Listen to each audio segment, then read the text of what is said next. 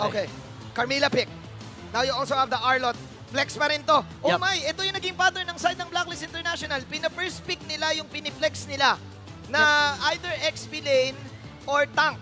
So Yup. ngayon, pwedeng tinatrap nila yung AB Bren. Anong mas gusto nyo dito sa Arlot na to? Papunta ba kay Haji? Mapupunta ba kay Edward? Yeah, same same pattern na rin naman ng mga heroes dito si Haji at si Edward. Remember, kahapon, napakaganda ng mga naging performance yan doon sa mga flex hero na kinukuha nila. Like itong Edit and itong Arlot. So ngayon, para sa Falcons AP Bren. Ho-ho! Ano kaya? Open pa. Kinikilig ako sa mga bigs eh. Okay. Parang ang hirap lang kasi kumuha ng mga magdidikit dito. Magsasama kayo dito. Pero mukhang ang option ay Valentina. Maku, magkakaroon sila ng pansarili nila na Curse of Blood. Sariling Curse of Blood. Naka-ready dito. Oo nga, ang tindi mo doon, Bridge. Ready din na Hindi dito ko si... naisip yun. Ako, legit.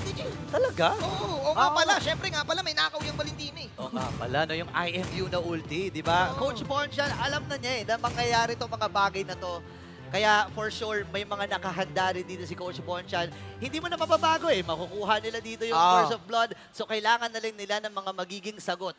Wala rin naman yung Faramis na pwede sanang potentially na pang-cancel doon. Wala. Tingnan mo naman yung win rate on 92% para sa Fredrin. Ang taas niyan. Ilang games ba yan? Okay, Gordy! Ay, parang bumabalik tayo dun sa mga panahon na ang sagot sa Fredrin ay labasan ng Gord. Gordy! Ha! Ibig mong sabihin dito, Brigda, si Kuya Bonchan, napursi niya na. Aba, nanakawin ito ni Daki yung ano ko, nanakawin ni Trevor yung ano ko, yung Fredrin ko. May Gord kami. Grabe, ang dami nilang pampigil ngayon eh. Stun ng Gord, Mystic Injunction. Tapos pwede rin naman ang Carmilla. Yung Kamehame Wave pa, masakit yun. Kamehame, Umi-splash ba yun, yung Mystic Gush kapag na Carmilla ult? Ano yun eh, isang diretso lang naman yun eh. Pero maraming tatamaan. Maraming babana at maraming makakaramdam. Yeah. Okay, tignan natin. Wala pang hero si Oheb in this game. Binan yung carry. Wala pang hero si Ogwen at maging si Flap. Ngayon lang natin nakita na parang medyo pwede pa o andyan lang ang Moskov. Pero pag dadalawang isip ka kasi may Roger ka na agad na iisiping katapat. Oo nga. Although marami nga namang pamigil na hawak-hawak ngayon ang Blacklist International. Di lang yung Arlot, Gord, and yung Carmilla. So medyo may expect mo, bantay sarado. Ang tanong din natin ay wala pang roamer dito for Ogwen. Hindi pa natin alam kung magmi-minotaur nga din ba ito o kung mag-aalaw ba siya ng karagdagang sustain sa kanyang mga kakampi. At hindi mo yun gugustuhin kung ikaw ang Blacklist International. Unless yung literal na magdidikit-dikit sila na type of healer pero ang mga ginagamit ni Ogwen, Florin. Actually, yung Falcons AP Pre, meron silang long history sa Florin na yan. Maging din naman yung Blacklist International ay may long history din dyan. Pero ang nirespeto ay si Flap muna. Okay, ano ngayon ang ipipick ni Oheb? Kasi nga makakatapat niya ay ang Roger. Alam mo yan, Burits, ang Roger. Pwede yan. Oo, Kasi Kalmot God din yan Kalmot God yan eh. Pero again, kung babalikan natin, maraming open eh. Pwedeng Nathan, pwedeng ayun, Claude, wala na. Open din naman yung Moskov na ginamit nila a couple of times kahapon. Parang Moskov to eh. Moskobado? Moskobado ata to eh. Meron pang Nathan, Iksha, kung sakali man na walang aabot ngayon. Ay, hindi. Kung ako si Oheb, nahitan ako. Kasi pwede kong kahit papano pag lumapit yung Roger. Chobi. Oo, itutulak ko. Ay, super position. Yung second skill, oo. Yung tulak, yung bola ng tulak. Oo, yun din ang maganda sa mga papasok lahat na heroes ngayon ng Falcons AP Bren, kung iisipin mo, no? Kasi kapag ka medyo ay ginulo mo yung mga gustong sumugod at madi-displace mo sila ng bahagya, ang dami na agad magandang follow-up na pwede mong i-expect from the rest of the heroes na meron ngayon ang Blacklist International. Pero sila pa nga ang makakasecure ng Minotaur. Hindi na ito flex. Sinagot na tayo ngayon with this pick. Alam na. Sabi ni Bonchan, ibigay na natin yung Arlot sa XP. Now, Minotaur, I think na may semi-knockout din to eh, no? yung Minotaur. Kasi may possible din na mapunta kay Ogwin yung baka eh. Oo nga, no? Tsaka, ang ganda ng ginawa dito kasi dalawa lang ang option mo pag may Valentina ka. It's either wag mong bigyan ng mga magagandang ulti or puluan mo ng maraming ulti. Lahat yan pwede mong gamitin. Yung Final Slash, yung Minowan's Fury. Nakakalito ba yun pag Valentina ka? Oo, nakakalito yun. Nakakalito ka. Base experience ka. Base experience. Hindi ko alam sa kanila kung malilito sila, pero sa akin, oo. Oo. Kasi si Pew na yan Oh, eh. sila na yan, sila na yan. Since Pero season pag- 1, nandito. Pag normies kagaya natin, Malilito ka. malilito. Ayan, hindi na tayo malilito ngayon kung anong pick Oy! nila. Ay! Ay! Chip the Technician. Ay, nako, nung kailan lang talaga, napakarami na nating nakikitang gumagamit ng chip. Wow. At Alam si mo, Ogwen pa. Si Ogwen pa gumawit. Ang matindi dyan sa chip, anytime, every time, may teleport ka. Kada ano yan eh, kumbaga kada kanto ng mapa yan eh. Oo, apat yun, apat na kanto. Apat na edges yun eh. Uy, Brody Brody. Para sa kupunan ng Blacklist International. Huh? This is safe. I think this is safe Oo. para sa side ng Blacklist International para kay OWeb. A safe choice. If you are up against the kumakalmot na Roger, kahit papano meron kang tumbling, meron kang Bem tumbling na second skill ng Brody, makaka-out ka dun sa Roger. Ben Oo. Tumbling. Ang tanda na nung reference mo, Ben Tumbling. Ben tumbling, alam na lahat yun eh. Sabagay. Alam ni 2006 Brigide. ka pala, no? Alam ni Brigide. Ah, Ben tumbling. Ben Tumbling. Si Ben. Alam mo, kilala mo si Ben Tumbling. Oo, second skill ng Brody yun. Anyways, never mind that guys. Ito na ang ating lineup. Nako, alam ko naman ang lahat ng nanonood ngayon. Anong oras na rin kasi? 7:40, kakaluto lang ng sinaing. Maghahain pa lang si Nene. Lalo na sa mga hindi nakapunta dito sa ating Champions Arena. Ito na ang hinihintay nila. Game number 1. Falcons AB Brent, The Beast versus Blacklist International, The Agents. Papakalmahin lang muna tayo. Magkakaroon lang tayo ng slight pause in the game. Just securing everything. But it seems like nung second phase ng ating laban, parehas nilang pinag-isipan. May something ba dito sa Minotaur pick ng Blacklist International? Kasi parang yung AP Bren, parang na-hold sila mag-pick. Yung blitz trap nila, biglang natigil lang onte. Oo, kasi parang iisipin mo, may tendency naman na si Haji na ang maghawak no, nung Arlot, pero biglang sa kanila pa mapupunta yung Minotaur. And at the same time, kung iisipin mo ng maigi yung mga potential o mga pagmumulan ng engage ngayon for Blacklist International, hindi lang siya basta-basta actually kay Haji pwedeng manggaling eh. Yung Curse of Blood din, tapos yung layering na mga kahit ano pang maging pagkakasunod-sunod nito, hindi mo gugustuhin magsama-sama kung ikaw yung AP Bren. Yeah, kasi yung Curse of Blood talaga, kanina din nakita natin, I think that was Echo, na-realize natin na hindi mo kailangan masyadong lumapit eh, di ba? Lapit ka lang onte, matatarget mo na yon sa matatarget mo na yon sa kalaban mo. Kaya itong laban na to ay sobrang hype kasi ito ba ay repeat or history or consistency. On the second day of MPLPH Season 11 Playoffs, Blacklist and Bren plus Echo and RSG ang naglaro, yung top 4. This is the exact same matchup ng second day ng Season 13. So, from 11 to 13, parehas na parehas ang nangyari, pare. May kilig talaga eh. Same vibe. Nagbago man ang mga partnership. Andyan na yung Falcons, andyan na yung Liquid. Ganun pa rin. Oo, may pagka-time travelers pala tayo ngayong araw na ito. Kasi babalik tayo doon sa moment na halos same na same yung naging matchups. Pero ang hindi sigurado kung same na same ang magiging resulta. Katulad nung nangyari nung Season 11 dahil napakarami na actually nagbago. Maging yung mga lineups na tinitignan natin. Yeah, kung i-recall ko ang Season 11, yung AP Bren ay bumaba sa lower bracket. And, Season 11, hindi pala, Season 10 pala yung nasa utak ko. I think AP Bren yung nakaangat din nun. And then eventually, sino ba champions yun? Ang tagal na kasi. Sa sobrang no? Oo, i-check na lang ni Brigida. Oo. Lower bracket nga. O, diba? So, tama ang pagkakaintindi ko. Upper. Tapos upper, na-lower. na-lower ang Bren Oo, noong araw na yun. Na-lower ang AP Bren, nagre-ready sila para sa kanilang asibol. So pumunta na lang sila ng nakasibol kasi sa pagkaalala ko, natsugi sila. Oh, noong season 11, Echo. Yung Echo Echo noon. yung, Echo yung Echo. champ noon. Oo. Echo. Eko yung nag-champion, tapos yung Blacklist ang naglaglag sa AP Bren pa lower bracket. Oh. Yun yung Florine. Florin. Yun yung Florine. Ayan, kita mo, naalala na natin. Maraming mga nag-comment dyan for sure na mas naalala nila at thank you. Go, i-comment nyo lang. Here we go. Totoo na to, Burits. 5 seconds till the end. Seryosong-seryoso na tayo ngayon dahil magbabalik na. At nakikita natin ngayon ang respeto kay Super Marco. Nire-respeto si Super Marco, binabantayan dito sa bottom side. You guys are hearing the cheers, of course, of Blacklist International and AP Bren here in the venue.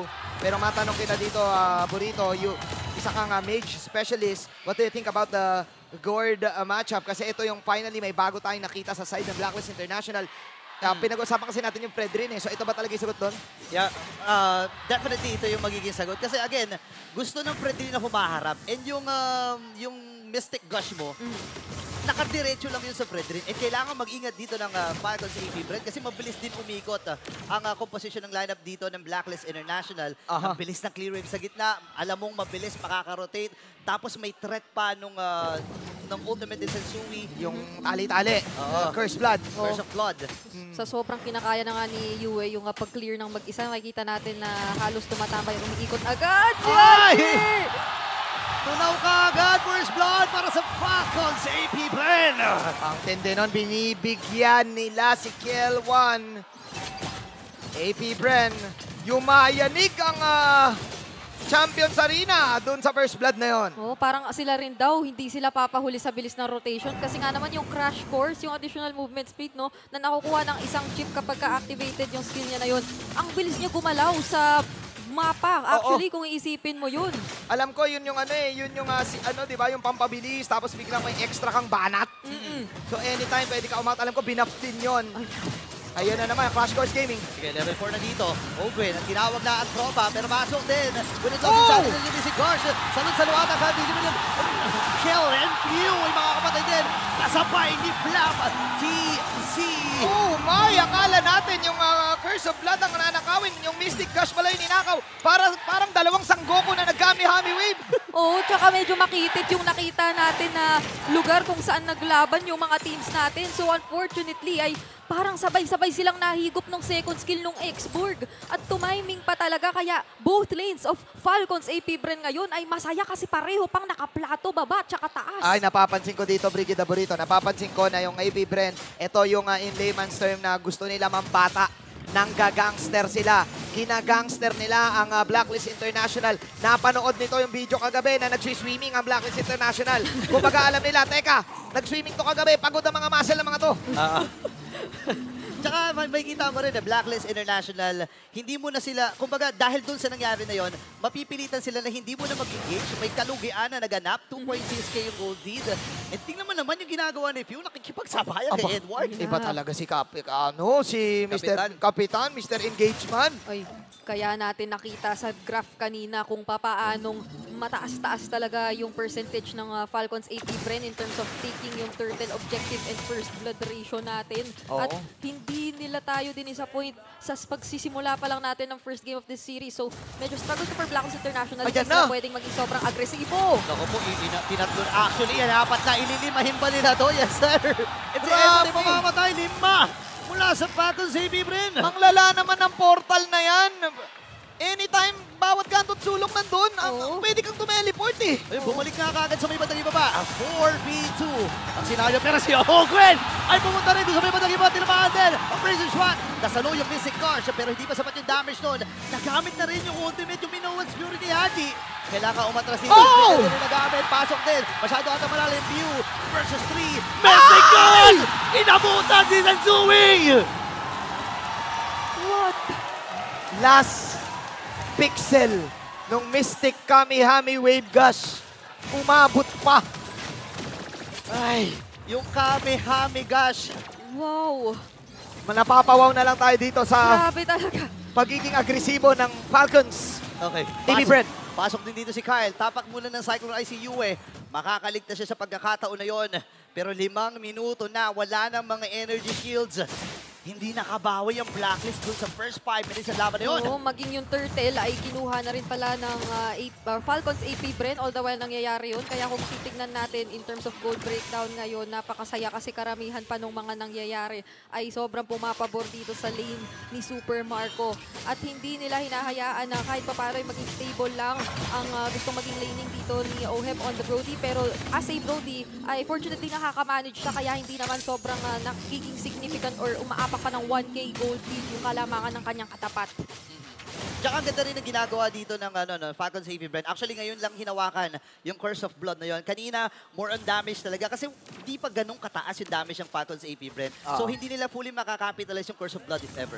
Yeah, pero hindi bumabackdown ng Blacklist International. Isa sa mga characteristics ng Blacklist is kahit na nagkakaroon sila ng mga moments na na-e-goods, kitang-kita mo na nilalaban pa rin nila to. May mga attempts pa rin silang ginagawa. All throughout the map, may mga amba pa rin silang ginagawa. Hindi sila yung basta-basta nagre-react lang sa AP Bren eh. Ayan o, kagaya niya no, humaharap pa rin sina Shinsui trying to get this tower. Okay, may pagbasag ba ng Firaga? Hindi, ligtas. Pero going back doon sa sinasabi mo, oo nga eh, kasi against si Yue 2-0-0 to. Oo. So talagang may pagkabig sila na ginagawa. Yeah, pero yung nagiging defense din ng Falcons AP Bren dito ay sobrang commendable. Yung mga gusto sanang kuhain trades dun sa bottom lane ng Blacklist International ay nadepensahan nila na mabuti. In turn ay ang Falcons AP Bren pa ang nakakuha ng torre doon sa top lane. Kaya yung minimension nating gold lead, unti-unti na talagang lumalaki at pumapabor na sa AP Bren. Papaldo na ng papaldo. Ang Falcons AP Bren 6-2 is the scoreline. Nagsimula nang agad magsama-sama yung Blacklist International kasi lumiliit yung kanilang mapa patungo dito sa pangatlong turtle na to. And yes, they have the damage, pero yung purifies din kasi kailangan nilang respetuhin. Hindi nila mahuli si Ogwen at hindi sila makakombo ng tama. And nailapag na naman kagad yung ulti ni Ogwen. Pwede siyang tumawag anytime. Yung teleportation. Ayun o. Ayun o, uy, grabe. Wait, yung zone at... One call away. Yun kasi yung problema dun sa ultimate ng chip eh. Baby, one call away yun eh. Literal. Nandun agad. Wait lang tatlo laban sa isa. Flap PZ, sinusunog lamang itong baka na ito. And Super Marco ay nakabasag din freely dun sa may bandang ibaba. Habang si Ogwen, pwede niyang tawagin ng tropa any moment. Andun na rin si Haji. Sakit naman Nasa likuran si Flap TZ, pwede siyang sumunog rito. Okay, so mas slow pace ang ating laban. Minimension ni Brigida na unti-unti nakukuha ng AP Bren yung gold na gusto nilang makuha. And hindi rin sila pumipilit ng mga laban ngayon. Yep. Ito yung macro na binabanggit ng karamihan sa Falcons AP Bren. At nire-respeto yun ng Blacklist International. Blacklist, really disciplined this time. Hinihintay nila ang AP Bren pumasok. Ayan na, okay! Nagamit na yung Curse of Blood. Papapasok din lang si Insanity. Sa pagitan ng dalawang torre, pumapasok dito ang Falcons AP Bren. Nagamit na ni Oheb yung kanyang ultimate, kaya lang Oh my God! mapapalibutan ng tatlo. May recall din na ginagawa. Edward makakatakas pa na yung kanyang Avengers and Fuel with a kill. Ibang klase na rito ang nangyayari. Nakikita natin ang Blacklist International na kahit pa paano nag-group together din since kinakailangan talaga nila i-combine yung kanilang mga strengths and resources to at least get a kill. Oh Pero my dito God. na naman may aksyon. Ginagawang Lord dito. Yung Purple Bomb! Sensui mamamatay! Grabe yung ginagawa ng Falcons. The Y-Walk, teleportation, the portal na meron si Master Ogwen. Ang tindi ng portal na to. Kakaiba, parang dumaan ka sa underpass. Oh, katakot-takot yung impormasyon na meron dito ang Falcons AP Bren. Hindi na sila natatanggalan ng vision or ng information talaga halos sa Blacklist International given yung presence nga dito ni Ogwen na napakatapang. Ang pinakakailangan niyang problemahin in the early game ay nasolusyonan niya rin niya by picking up the early Radiant Armor para dito sa kanyang hawak-hawak na chip. Kaya naman yung damage na pwedeng magmula kay Yuen na as of now ay merong maganda-gandang standing sa Blacklist ay hindi na rin niya masyadong problemahin pa. Kaya niyang tangkihin, kaya niyang harapin ng harapin kasi nga Radiant Armor na siya. And yung utilization ng Y-Walk portal dito ng side ng AP Bren, gamit na gamit talaga ng matindi kasi ang dami nilang nakuha ang pick-offs. Bukod sa pick-offs, objective gaming din. Doon sa purple ay pwede palang ilagay yun doon. And kung iisipin mong mabuti, wala nang makuhang anything yung Blacklist. Look at the minimap. Buo pa yung torre. ng Falcon na AP Bren. Iniipit talaga nila dito. And si Ogen, kung mapapansin mo yung pwestuhan niya, lagi siyang nasa pagitan ng mga heroes dito ng Blacklist International para any moment ay lapag niya yung ulti niya, shortcut, tapos diretso agad. Wait, may conceal na gagawin ha? Oh. Okay, kalma. Conceal. Nothing's gonna happen. Hintay lang muna ng AP Bren yung bottom side. Pero naka-ready this time si na Few. May hawak na Gord ult si Few. Grabe si Pew, hindi nalilito kung kaninong ultang kukunin. Okay. Sure siya. Tsaka ito na yung punto na medyo mahirapan na talaga kayong lumapit at tumapat man lang kasi kinakaya na ng export dito. Talaga na i-zone at i-poke at bawasan ng sobra yung mga gustong lumapit na members ng Blacklist International, particularly itong si Haji. And by the time may mag-attempt man lang lumapit ng isang beses, isang umpog lang ng crash course o di kaya naman terrify, yung amount of damage na meron na rito ang members ng Falcons AP Bren ay sumasapat na talaga para makakuha ng mga pick-offs. Yeah, at walang magawa this time ang Blacklist International kundi maghintay. Patience is a virtue para sa mga agents. 9-2, 10K gold lead para sa AP Bren. 11 minutes pa lang, almost 1K per minute ang kanilang kalamangan dito. It's all because of this chip. It's all because of the portals. It's all because of the macro. Walang luyi at ito yung natira. Ito yung nakalusot.